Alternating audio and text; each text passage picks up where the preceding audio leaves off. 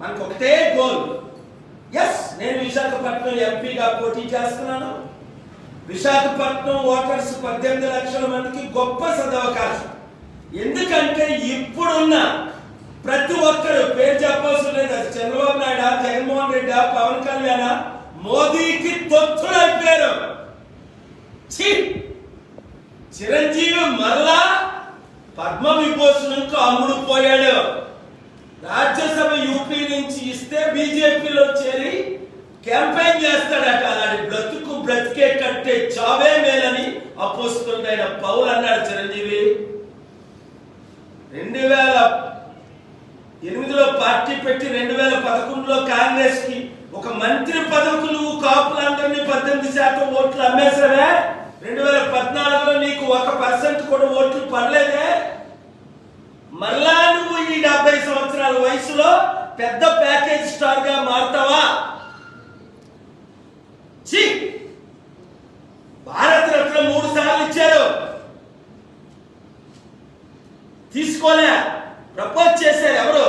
బాలయోగ్ గారు స్పీకర్ గా ఉండేటప్పుడు, ఎర్రమనాయుడు గారు మంత్రిగా ఉండేటప్పుడు, బీజేపీ తరఫున వైస్ ప్రెసిడెంట్ శెఖావత్ గారు 7 సార్లు నోబెల్ పీస్ ప్రైజ్ 3 సార్లు ఇస్తూ వద్దన్నారు.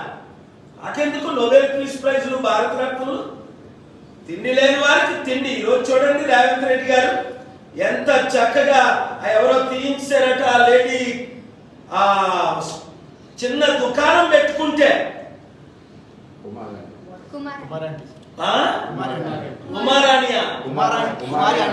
కుమారాంటీ, అరే అందరూ ఇలా కుమారాంటీకి డొనేషన్ చేయండి రా, తినండి, ఎక్కడుందో చెప్పండి, నేను కూడా వెళ్తా.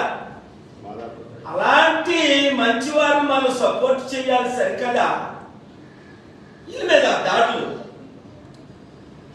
సోనీ సుద్కి ఎందుకు ఇవ్వలేదు? ఇంత పెద్ద యాక్టర్ కరోనాలో 1000 మందికి సపోర్ట్ చేశాడు. భారత రత్నం ఇది ఏదైతే పద్మభూషణం, విభూషణం, ఏదో భూషణం, పనికి మాలిన గాడిదలందరికి ఇస్తారు. ఈ గాడిదలు ఆర్ఎస్ఎస్ వాడు ఎవరికి చెప్తే వాళ్ళకే ఇస్తారు. రే, తెలుగు సత్తా చూపిద్దామన్న 15 కోట్ల తెలుగు ప్రజలు రండి, మన సత్తా మోదీకి చూపిద్దాం, మన సత్తా మోదీ తొత్తులకు చూపిద్దాం. చంద్రబాబు, జగన్, పవన్ కళ్యాణ్, చిరంజీవులందరికీ తెలుగు సత్తా. ఎన్టీఆర్ అనుచరులందరూ రండి. అది చంద్రబాబు గది దొంగ, వెన్నుపోటు పొడిచే గది దొంగ, చెట్టు పేరు చెప్పి కాయలు అమ్ముకుంటున్నారు వీళ్ళందరూ. అంబేద్కర్కి ఏమో 450 కోట్లు ఖర్చు పెట్టి విగ్రహం అట. రాజ్యాధికారం ఏమో వీరికి, మనకేమో విగ్రహాలు. ఎందుకు? మనం బీసీలు, దళితులం కదా. నేను బీసీ కాపుని, దళితుల అమ్మాయిని పెళ్లి చేసుకున్నాను. కులాల మతాలకు అతీతంగా ఫైట్ చేస్తున్నాను 42 సంవత్సరాలు. 200 దేశాలు మద్దతు ఇచ్చాను.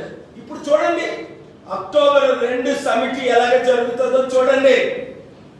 జరగకుండా ఏ శక్తులు ఆపితే వాళ్ళ బటన్ నొక్కి పైకి పంపిస్తా. దేశంలో ఉన్న నెంబర్ 2 మంత్రి గారు నా ఫోన్ లోనే రేవంత్ రెడ్డి గారితో మాట్లాడారు, కంగ్రాచులేషన్స్ చెప్పారు, వెల్కమ్ చెప్పారు, వెల్కమ్ చేశారు. అది అందరూ కలిసి పని చేయాలి. 10 సంవత్సరాల బంగారు తెలంగాణ, అప్పుల తెలంగాణ అయిపోయింది. ఇప్పుడు దాన్ని మార్చడానికి నేను కేసీఆర్ గారిని, కేటీఆర్ గారిని కూడా కలుస్తున్నాను. వారు ఆహ్వానించారు, నేను కలుస్తా. అందరం కలిసి పని చేద్దామని. ఎటువంటి రాంగ్ స్టెప్ ఏ ఒక్కరు వేసినా సహించేది లేదు. నేను రంగంలో దిగాను నా ప్రజల కొరకు, నా తెలుగు ప్రజల కొరకు. ఎందుకంటే 2005 జూలై 5లో పీస్ మిషన్ క్యాన్సిల్ అయ్యి 2007 జూన్ 8లో అప్పుడు TV9 8 గంటలు లైవ్ ఇచ్చింది. ఇంత పెద్ద సమిట్ ముఖ్యమంత్రి గారు హోస్ట్ చేస్తుంటే TV9లో 1 నిమిషం న్యూస్ లో ఇవ్వలేదట. ఇంకా ఏ ఛానల్ మన సమిట్ ప్రజల తరపున నిలబడదో వినండి నా ఫ్యాన్స్ అందరూ. కోట్ల మంది మీరు యూట్యూబ్ ద్వారా చూస్తున్నారు. ఏ ఛానల్ మనకు కవరేజ్ ఇవ్వదో ఆపేయండి. లైఫ్ లో ఆ ఛానల్ చూడకండి, అది కూడా నేను క్యాంపెయిన్ చేస్తా. మోదీకి తొత్తులైన ఇంకా నేను స్టార్ట్ చేయలేదు, చేస్తాను. కోర్టులో ఫైట్ చేస్తా. ప్రేమతోనే ఫైట్ చేశాను కేసీఆర్ గారితో. ఆయన నా మీద 3 కేసులు వేశారు, నేను 3 గెలిచాను. నేను ఆయన మీద 5 కేసులు వేశాను, 5 గెలిచాను. సమిట్ ఉన్నప్పుడు కోర్టు నుంచి ఆర్డర్ తెచ్చుకున్నాను. అక్టోబర్ 2, నవంబర్ 14 సిబిఐ ఆర్డర్ తీసుకొచ్చాం ఆ 4 ఎమ్మెల్యేల మీద.